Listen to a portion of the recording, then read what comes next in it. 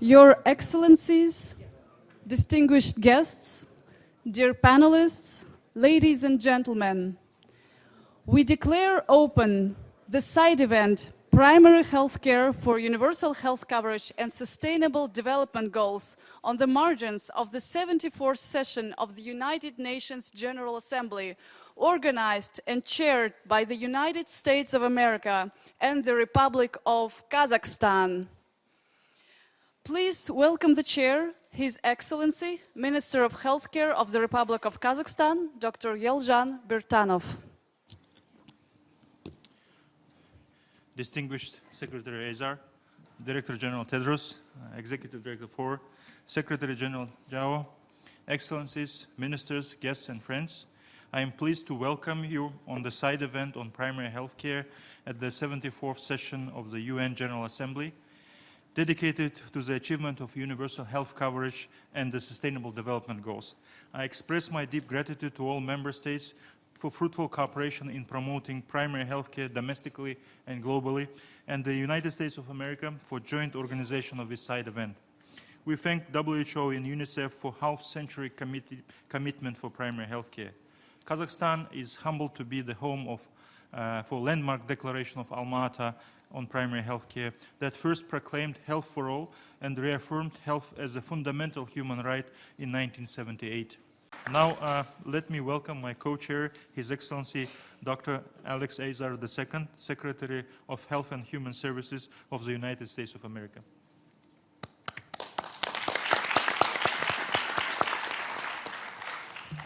Well, thank you, Minister Birtanov, for co-hosting this event and for your personal and deep leadership as a global champion of primary health care. It's a pleasure to co-host this important side event.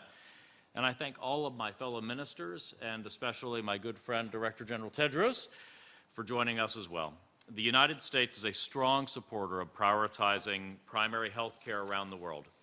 We were proud to co-sponsor the resolutions that the World Health Assembly adopted in May on primary health care towards universal health coverage and on community health workers delivering primary health care. We appreciate Kazakhstan and other partners hosting the global conference on primary health care last year, culminating in the Declaration of Astana on primary health care. To fulfill the ideals of the Declaration of Astana, we are now working with the global community, including the PHC Group of Friends, established by Kazakhstan, to develop primary care approaches that fit the context, capacities, and priorities of each country. For the United States, primary health care is a cornerstone for a strong and resilient health system, a key element of universal health coverage, and a critical piece of achieving the health-related Sustainable Development Goals. As I noted in our statement at the high-level meeting on UHC, the United States believes in an approach to UHC that focuses, above all, on the ultimate goal of better health and draws on the multifaceted strengths and resources of the public and private sectors. Toward that end, we have supported not just affordable methods for patients to finance their care, but also reforms to deliver better value from that care with the ultimate goal of better health at a lower cost. To deliver better value, we seek to put patients in the driver's seat in control of their care. But they will also often need providers to help guide them through the healthcare system, and primary care providers are well equipped to fulfill that role. This year, the United States launched an initiative to enroll a quarter of older Americans in our Medicare program in arrangements that will reward primary care doctors for keeping these patients healthy, putting patients and primary care physicians in control and at the center of the system. Primary care is also essential to making progress on many of the particular impactable health challenges that President Trump has identified as priorities. The crisis of opioid addiction and overdose facing the United States, for instance, requires having primary care doctors be integrated with behavioral health providers as well as community health workers. Primary care is also part of the initiative the President has announced to end the HIV epidemic in America by 2030. This effort requires diagnosing the 1 in 7 Americans who have HIV but do not know it, treating people with HIV and raising the share of them who are virally suppressed, preventing HIV by connecting those at risk to PrEP medication, and responding quickly to potential HIV outbreaks with prevention and treatment services for those most in need. Each of these pillars of the initiative requires a strong, solid foundation of trusted primary care providers, which can be lacking, especially in rural areas in America, where HIV treatment and prevention are scarce, and access to any kind of health care can be a challenge. Strengthening local partners is also an essential part of preparedness for infectious disease threats, an issue that I was able to see and witness firsthand with Dr. Tedros just last week in the Democratic Republic of the Congo. In the DRC, I saw very clearly the critical importance of primary health care in responding to health emergencies, but also the importance in building strong, healthy foundations for families and communities. I was pleased to see how the DRC government has committed to improving health care throughout the country through expanding access to primary care services like vaccinations. And the United States is very pleased to support that work and will continue to support that work. Primary care is an important part of preparedness for infectious disease threats, and the world must work together to ensure that we are all adequately prepared. Excluding any member of the global community from this cooperative effort presents an unnecessary risk to us all. That's why I continue to be disappointed to see Taiwan excluded from full participation in multilateral efforts on infectious disease preparedness and health security. I commend Taiwan for being such a strong, committed partner on emergency preparedness and primary care, even in the face of this adversity. All across the world, the United States aims to demonstrate how engaging with local partners in all sectors is critical for filling gaps in healthcare services and improving health for all. I'm very pleased to be here today, seeing such concerted global attention to primary care, and I look forward to today's discussion. I will now hand things over to Director General Tedros, who has been a close partner of the United States and a very strong advocate for primary health care. Tedros?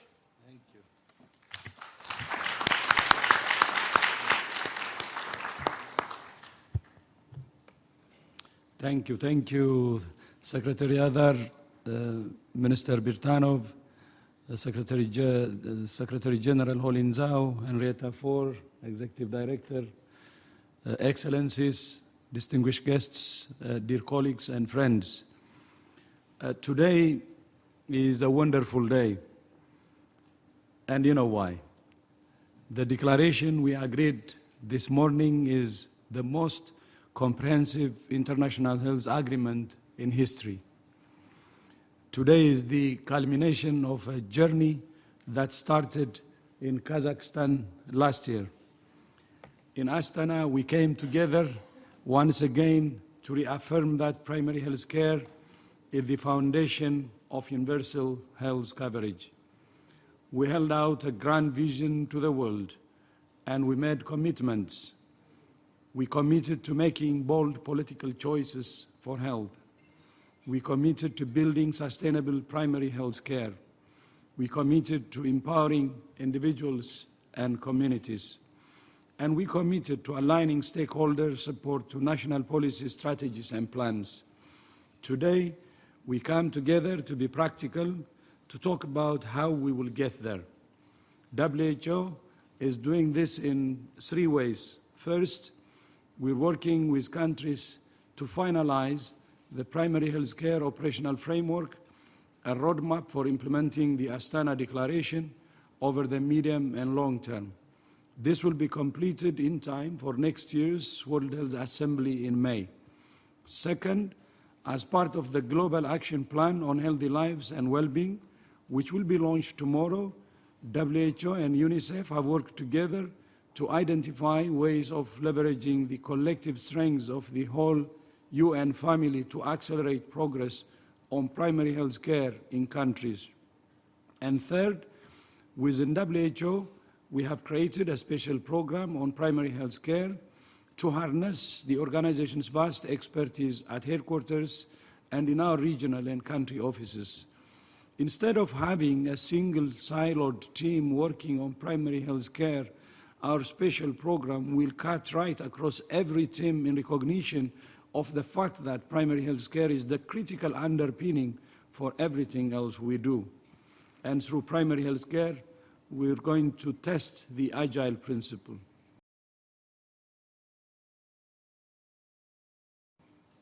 This is a new way of working for WHO, and I believe it's key to delivering the results the world expects us. One of the best assets we have is the experience of countries themselves. There are many good examples from all over the world of countries and communities making primary health care work. We need to tap this rich vein of knowledge and learn from each other. The Global Monitoring Report on Universal Health Coverage published today shows that while we have made progress, we also have a lot of work ahead of us. On our current course, 5 billion people will lack access to essential health services by 2030, and the number of people exposed to catastrophic health spending continues to rise. Today, we're calling on all countries to invest an additional 1% of their gross domestic product in primary health care, either by increasing or reallocating health spending or both. These investments are affordable for most countries with domestic resources. It's a political choice. But some countries will continue to need targeted international support and solidarity, especially fragile and conflict-affected areas. The commitment we have made today is to health for all, not health for some or health for most. And we have not achieved our goal until we have reached those left the furthest behind.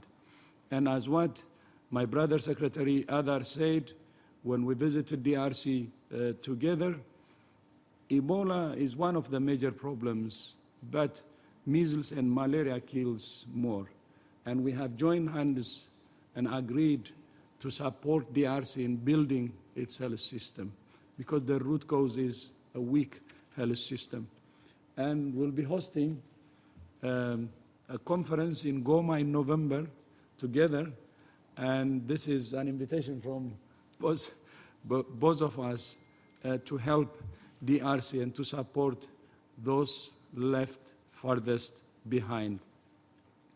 Secretary Azar, Minister Birtanov, thank you both for your leadership, and we have succeeded in relighting the spark of primary health care at the flame to fuel our collective efforts to achieve universal health coverage.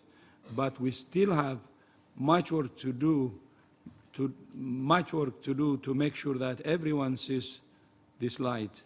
I thank you.